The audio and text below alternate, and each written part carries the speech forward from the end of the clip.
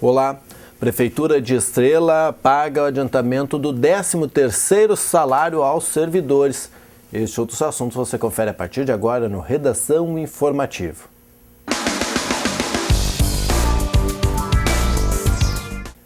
Um homem de 27 anos foi detido pelo pelotão de operações especiais da Brigada Militar na tarde desta segunda-feira.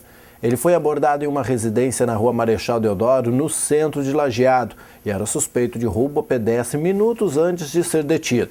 Quando a guarnição chegou à Delegacia de Polícia de Pronto Atendimento, uma vítima de assalto ao ônibus reconheceu o suspeito como autor do roubo ocorrido no mesmo dia. O criminoso estava com R$200 em dinheiro e uma bicicleta. De acordo com o policiamento, ele tem diversos antecedentes por roubos e foi autuado em flagrante e recolhido ao presídio estadual de Lajeado. O homem roubou a bolsa de uma idosa no centro e teria usado uma faca para ameaçar as vítimas durante o assalto no coletivo no bairro Jardim do Cedro. E um Ford Corcel de placa IHO 1795 de Lajeado teve o motor incendiado por volta das 10h50 da manhã desta terça-feira, no quilômetro 344 da BR-386. Segundo o Corpo de Bombeiros, as chamas foram combatidas antes que se espalhassem pelo veículo de propriedade de Edmar Grau, de 42 anos.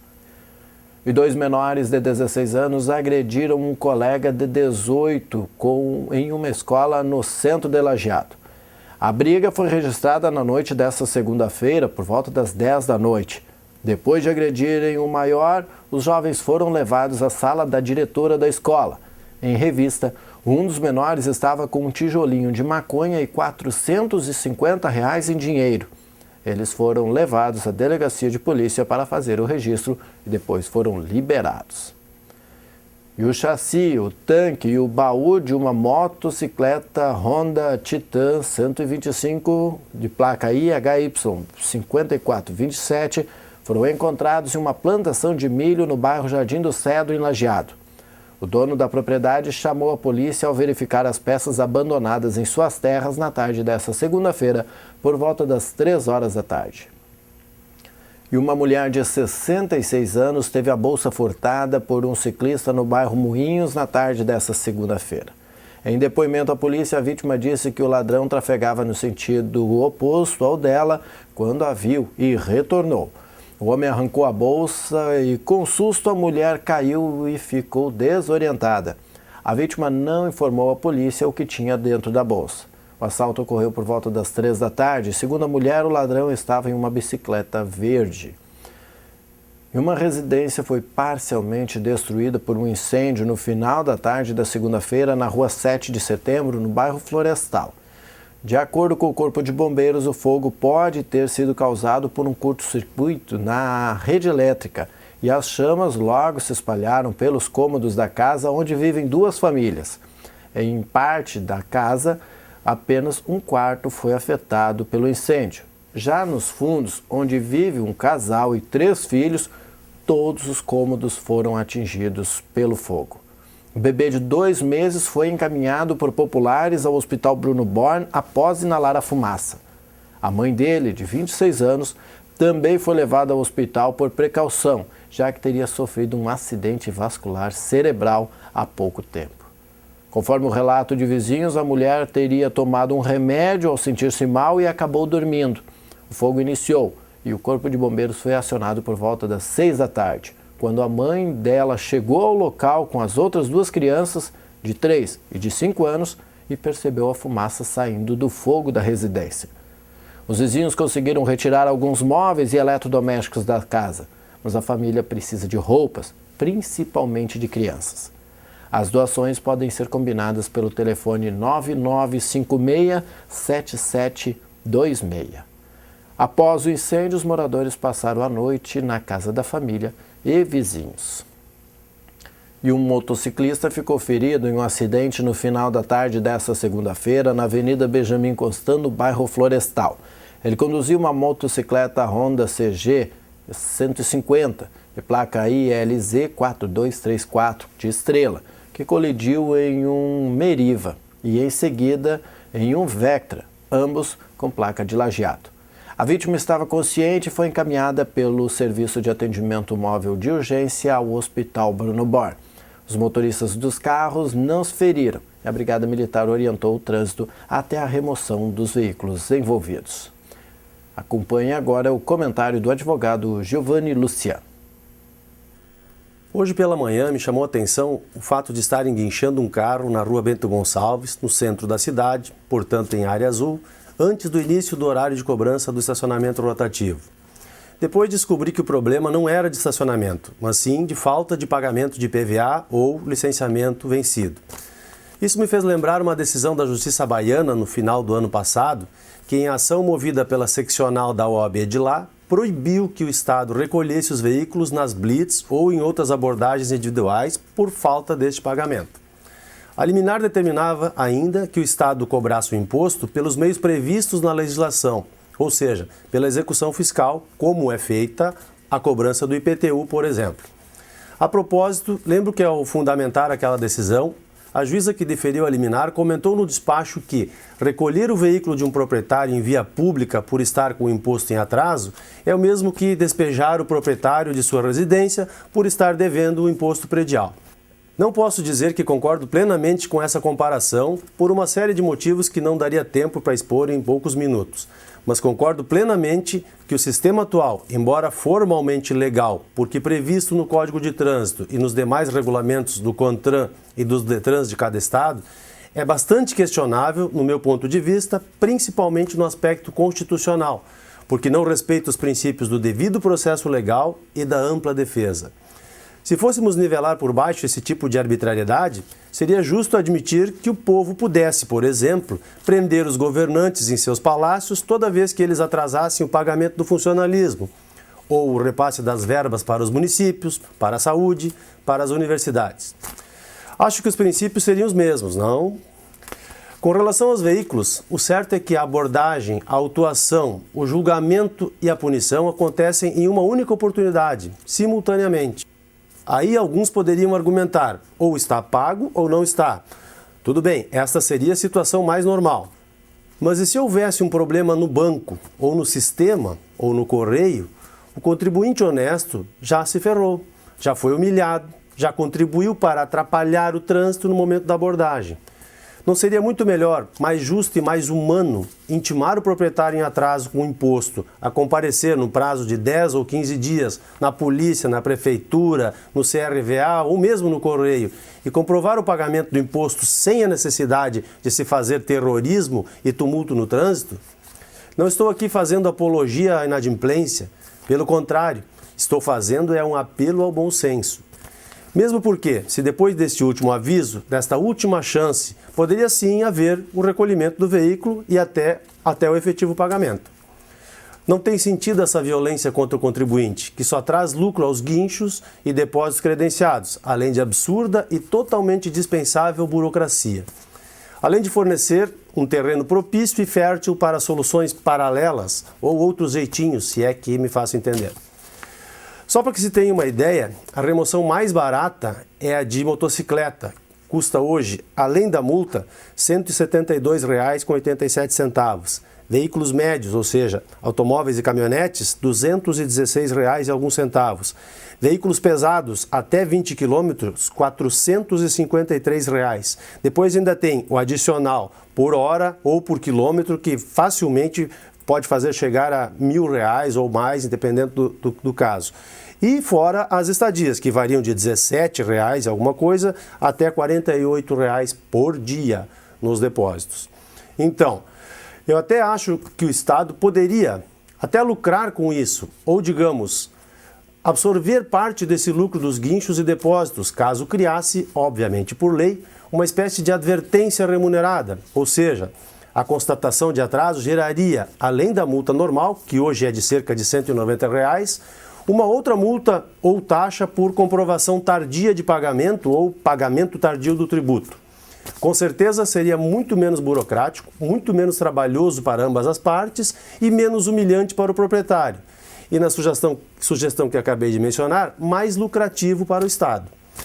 Já existem várias iniciativas no Brasil afora, algumas jurídicas, outras legislativas, visando modificar Esse que para mim é um ato arbitrário e violento contra o contribuinte, que merece ao menos ver respeitado o benefício da dúvida a seu favor e a chance de purgar a mora, ou seja, de pagar o débito antes de ter aplicada contra si a pena.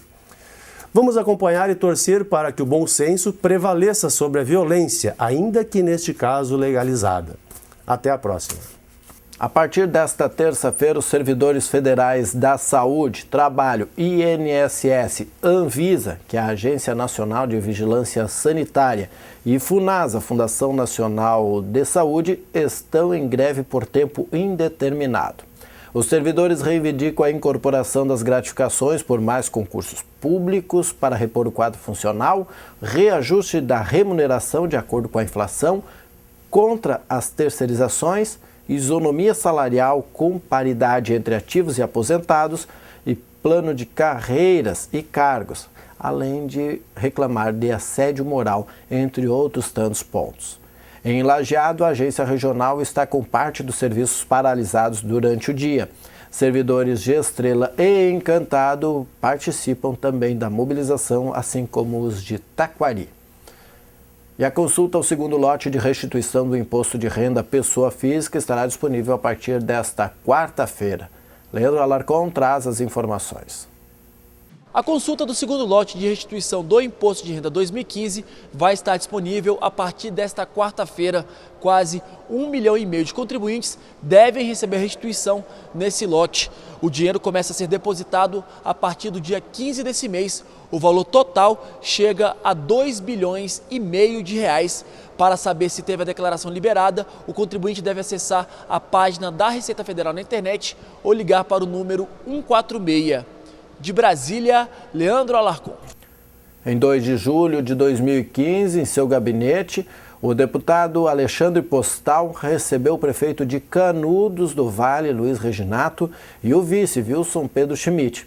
Eles informaram ao parlamentar sobre o processo junto à FIPAM e a necessidade de sua agilização, no sentido da autorização para a retirada de cascalho, material necessário para a manutenção das vias municipais.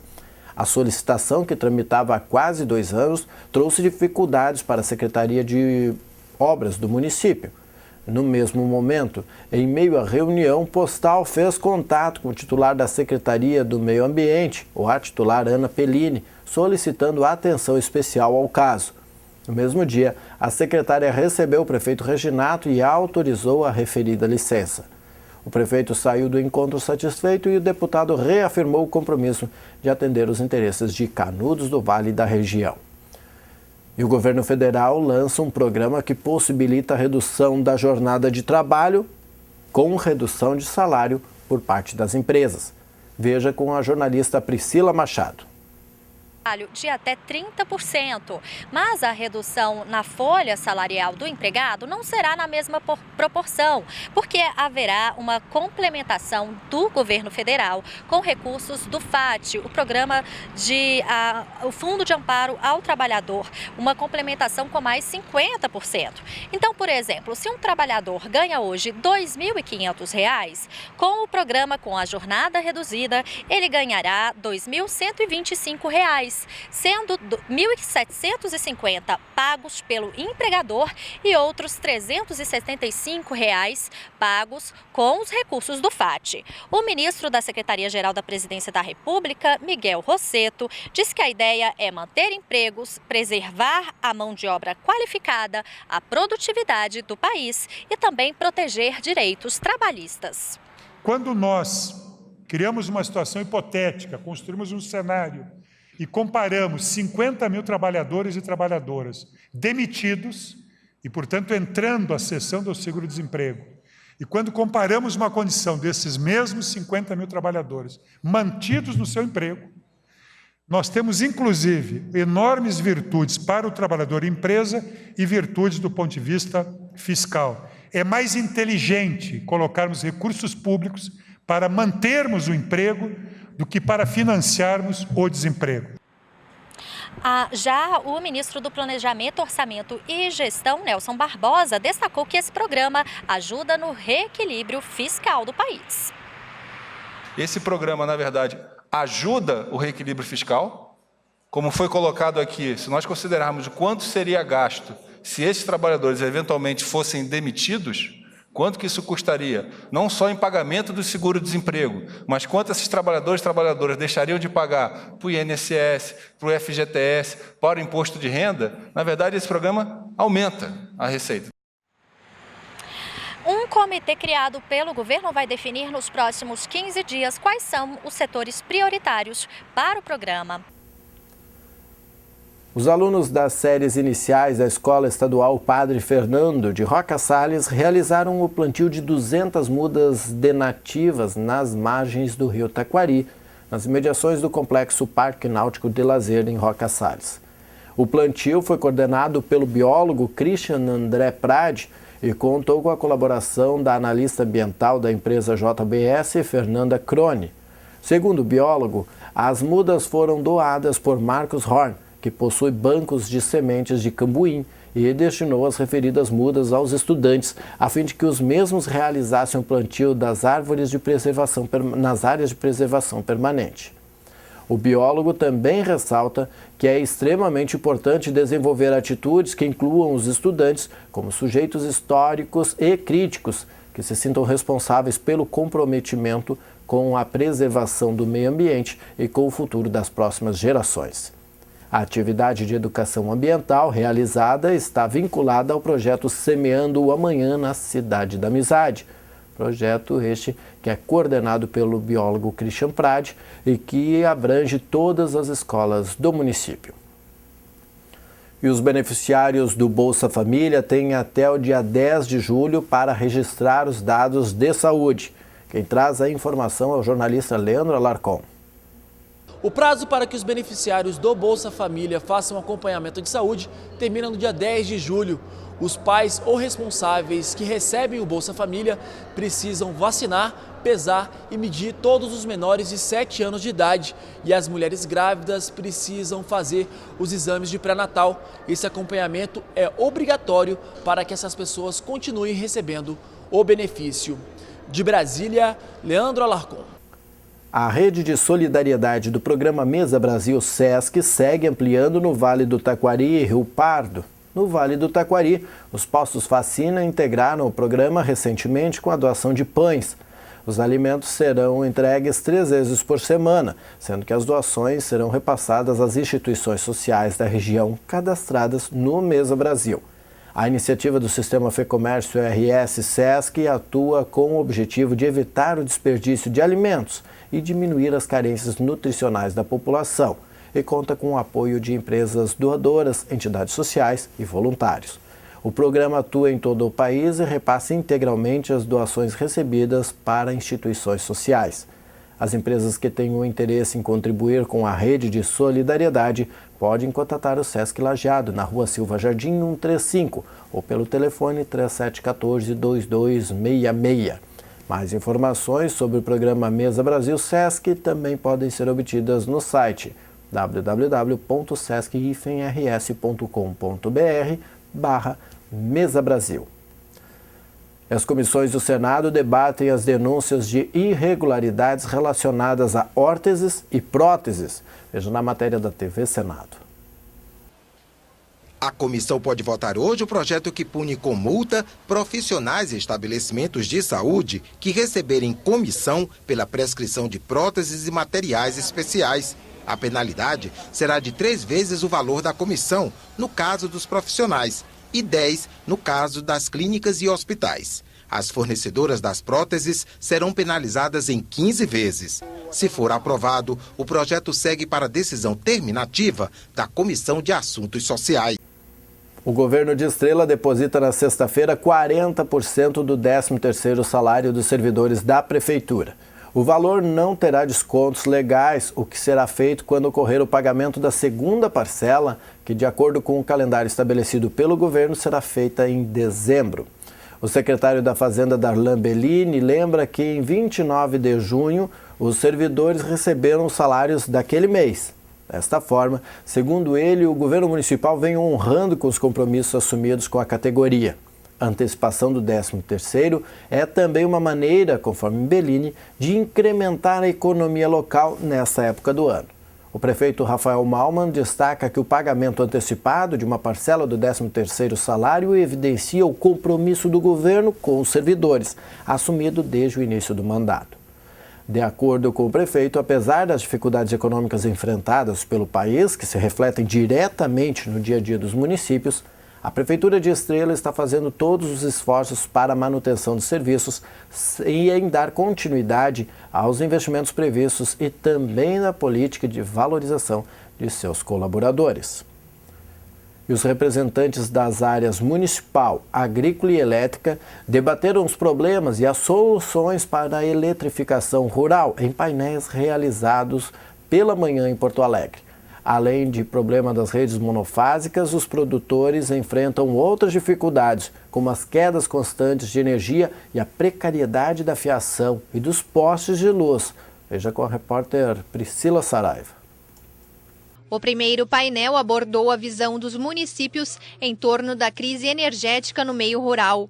Representantes do setor agrícola entendem que a falta da quantidade e da qualidade da energia elétrica é um dos principais problemas enfrentados. Outra carência é a ausência de um planejamento energético estratégico e eficiente de longo prazo. Não basta eu ter simplesmente uma malha, uma rede de distribuição projetada há 40 anos atrás para a demanda de 40 anos atrás e não para a demanda atual. Então, eu posso ter energia para acender uma lâmpada ou uma bomba, mas eu tenho que escolher, eu vou tomar banho ou vou puxar água? Eu vou ligar o resfriador do leite ou eu vou ligar a televisão? Então, esse é o grande problema. A FAMURS concorda que é preciso diversificar a energia elétrica por meio de um programa que amplie as linhas trifásicas de distribuição. Hoje, o produtor não pode mais investir em irrigação, não pode mais adquirir um resfriador, uma ordenhadeira, não pode mais investir em armazenagem, porque não tem força, não tem energia.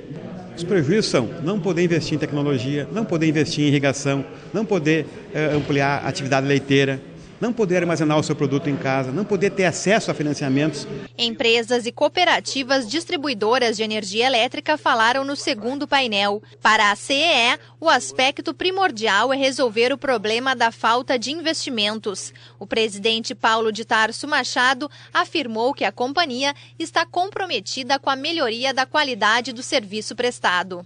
Estamos trabalhando alinhados com a Secretaria de Minas e Energia, que está trabalhando num grande plano estratégico, num planejamento estratégico de 10 anos, onde nós estamos alinhados, no sentido de buscar as alternativas, primeiro entender a dimensão da demanda, né, e procurar, dentro desta demanda, buscar os recursos necessários. A Federação das Cooperativas de Energia, Telefonia e Desenvolvimento Rural do Estado reforçou que o desafio é articular a busca de recursos voltados para um projeto específico para a área rural.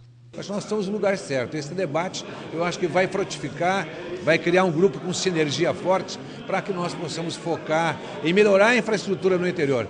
Renda e qualidade de vida é o sonho de todos nós. Nós estamos juntos nessa luta. Santa Clara do Sul escolheu a nova Corte do Esporte durante a festa do encerramento do 21º Campeonato Municipal de Futebol Amador Cidade das Flores, realizada na Sercha, em Chapadão.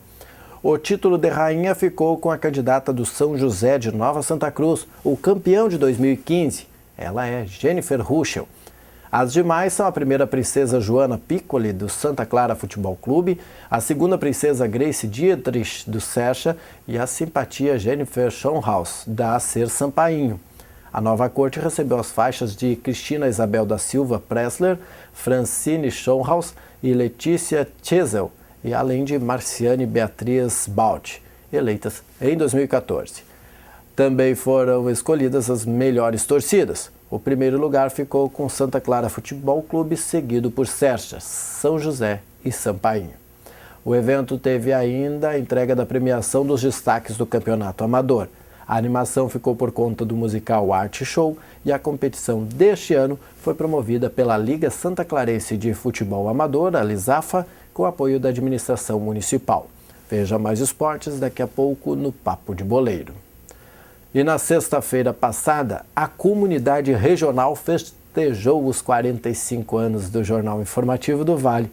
A festa foi animada, por assim dizer, com o show nacional de Vitor e Léo. Mais de 2.000 pessoas participaram do evento aqui em Lajeado, no Clube Tira e Caça. Veja com o jornalista Rodrigo Nascimento. O Clube Tira e Caça foi o palco para a celebração do show dos 45 anos do Jornal Informativo do Vale.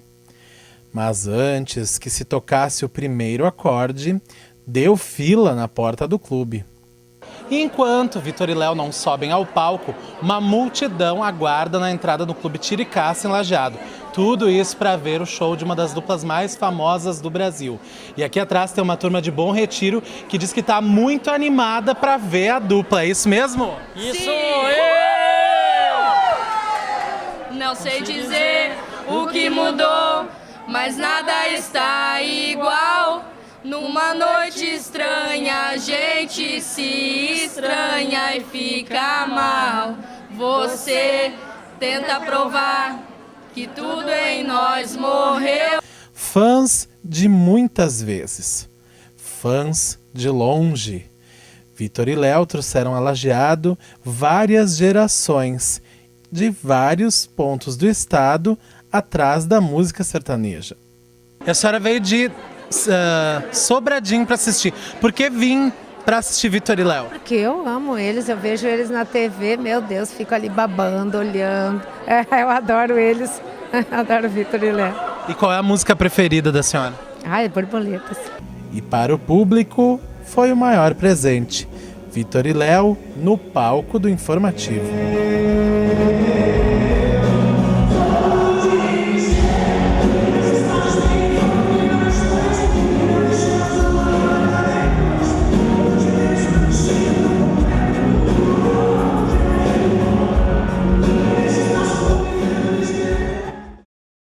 A 40ª gincana do Grêmio Estudantil do Colégio Madre Bárbara, o GEMBAR, começa oficialmente nesta quarta-feira, às 6h30 da tarde, com o desfile de abertura. No mês de junho aconteceram os jogos das interséries escolares, com as modalidades esportivas de natação, voleibol feminino, futsal e o duatlon, foi corrida e pedalada. Na última sexta-feira à noite, as equipes também participaram do mini rally. Com o tema Guerra, segundo o presidente do GEMBAR, o Gabriel Eli, a proposta foi pensada para que os grupos ajam com o espírito de equipes, reforçando as lideranças, pensando na gincana como uma competição saudável. O presidente destaca que as lideranças serão estimuladas para que saibam guiar os grupos e, acima de tudo, mantenham e façam novas amizades. Há mais de 2 meses organizando o evento, o presidente conta que as expectativas para a 40ª gincana são as melhores. Entre as equipes estão os Yankees, que é a equipe número 1, o Triton, a equipe número 2, Califa, a 3, e os Apaches, que são da equipe 4. O ator Selton Mello mostra o projeto Filme da Minha Vida ao governador José Ivo Sartori, filme gravado aqui no Rio Grande do Sul. Thaisa Borges esteve com o ator e fala sobre o assunto. Selton Mello é conhecido por vários trabalhos na televisão brasileira e no cinema nacional. Ator e diretor do filme O Palhaço, sempre teve vontade de gravar aqui no Rio Grande do Sul. E há 2 anos, este sonho virou realidade. Na tarde desta segunda-feira, o ator apresentou o seu mais novo trabalho ao governador do estado, José Ivo Sartori. O longa-metragem gravado na Serra é baseado no livro Um Pai de Cinema. Aconteceu que há 2 anos atrás, numa feira literária em Santa Cruz do Sul, um grande escritor chileno chamado Antônio Skármeta, autor, por exemplo, do Carteiro Poeta, ele foi o homenageado da feira e ele tinha um sonho de ver um livro dele chamado Um Pai de Cinema sendo rodado no Brasil, de preferência sendo rodado no Rio Grande do Sul. E um amigo gaúcho, organizador da feira, Romar, indicou o meu filme, O Palhaço, para ele assistir, e ele encontrou realmente uma similaridade na sensibilidade da linguagem, e ele nos procurou, ofereceu o livro dele, a gente comprou os direitos, e caiu que nem uma luva, porque o livro se passa na Serra do Chile, e quando eu li eu falei, perfeito, Serra Gaúcha, chegou a minha vez de filmar no Sul. As gravações aconteceram em 7 cidades da Serra entre os meses de abril e maio. Mais de 150 pessoas, entre elas atores gaúchos, fizeram parte da equipe. O Filme da Minha Vida é o 3º longa do ator. Então a história foi transposta para o Brasil dos anos 60, na Serra Gaúcha, se passa em 2 cidades fictícias, que se chamam Remanso e Fronteira, e conta uma história bem linda de reparação de uma família. E a gente trouxe um grande ator francês, que é o Vincent Cassel, um astro internacional de filmes como Cisne Negro e Irreversível e tantos outros filmes. Ele veio para a Serra também, filmou com a gente e fizemos um belo filme ali na Serra. Passamos uma temporada grande ali, em toda a região de Bento Gonçalves, Cotiporã, Veranópolis, Monte Belo, Santa Teresa, Garibaldi, muito bonito. O filme deve estrear no cinema em 2016. Veja como será esta quarta-feira, se a chuva continua, com o jornalista Rodrigo Nascimento e a previsão do tempo.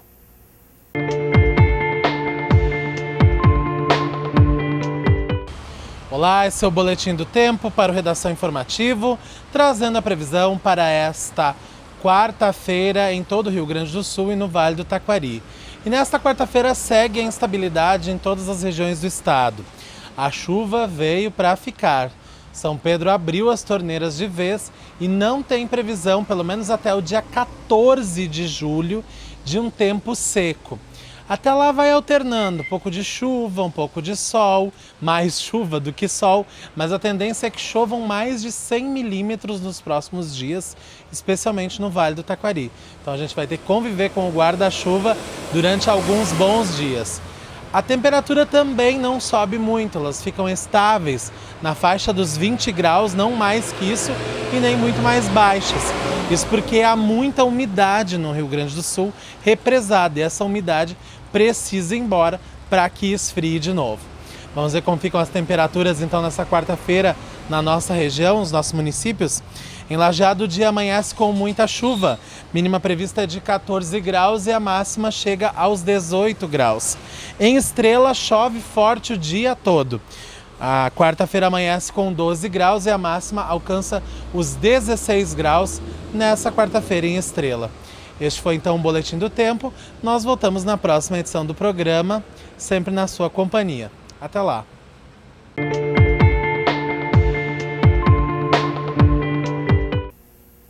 Obrigado, Rodrigo. E a Ancine abre consulta pública sobre acessibilidade visual e auditiva nas salas de cinema. Veja como será com Carolina Rocha. No centro da tela aparece a entrada de um cinema com um letreiro iluminado, onde está escrito Cine Joia. 2 cartazes de filmes estão colados na porta de vidro.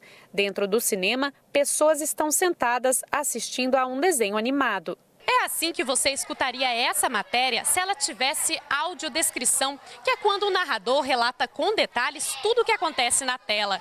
Esse recurso ajuda pessoas com deficiência visual a aproveitarem mais a experiência do cinema, mas ainda não é encontrado em todas as salas de exibição. O Cine Joia, em Copacabana, é um dos 4 cinemas da cidade do Rio de Janeiro que contam com equipamentos de acessibilidade para pessoas com dificuldades de ver e enxergar. Mas o proprietário da sala, o cineasta Rafael Aguinaga, explica por que não é comum encontrar sessões com esses recursos. Você tem que ter a audiodescrição, né, no caso das pessoas com deficiência visual. E você tem que ter a linguagem de Libra, a legenda, né, por causa da pessoa com deficiência auditiva. Então, é um custo a mais, né? Você precisa disponibilizar esse conteúdo, você precisa produzir esse conteúdo. E aí eu acho que esse pode ser um dos motivos pelos quais essa política não deslancha. A Ancine publicou em 2014 uma norma que obriga todas as obras audiovisuais financiadas com recursos públicos federais a produzirem uma cópia com acessibilidade. Mas para exibi-los é preciso que os cinemas estejam equipados. Para promover isso, a Ancine está discutindo com a sociedade, por meio de uma consulta pública, regras para tornar obrigatória a instalação de ferramentas de acessibilidade nos cinemas do país. As regras propostas estão em uma análise de impacto regulatório, chamada AIR. A gente defende no AIR, principalmente, que você tenha que já existem tecnologias disponíveis que permitem isso, a possibilidade de fruição dos recursos acessíveis individualmente numa sessão comum de cinema, ou seja, num tablet, o deficiente possa ter acesso à linguagem de Libras, à legendagem descritiva e à audiodescrição. Para a gente ter uma ideia de como os recursos individuais vão funcionar, vamos imaginar que o monitor é a tela do cinema, onde está passando o vídeo original. Com o celular ligado no aplicativo das salas de exibição, eu posso escolher, por exemplo, a tradução por Libras. Assim, uma mesma sessão pode contar com o público com e sem deficiência auditiva. A proposta da Ancine é que até 2018, 100% das salas de cinema possam exibir filmes com recursos de acessibilidade. Para ajudar o setor, existem programas de isenção de impostos de importação para equipamentos de exibição, além de linhas especiais de financiamento. Este foi o Redação Informativo desta terça-feira, 7 de julho. Na sequência vem o Papo de Boleiro. Nós voltamos em edição inédita nesta quarta-feira, às 6h30 da tarde. A nossa programação você acompanha também no www.tvinformativo.com.br.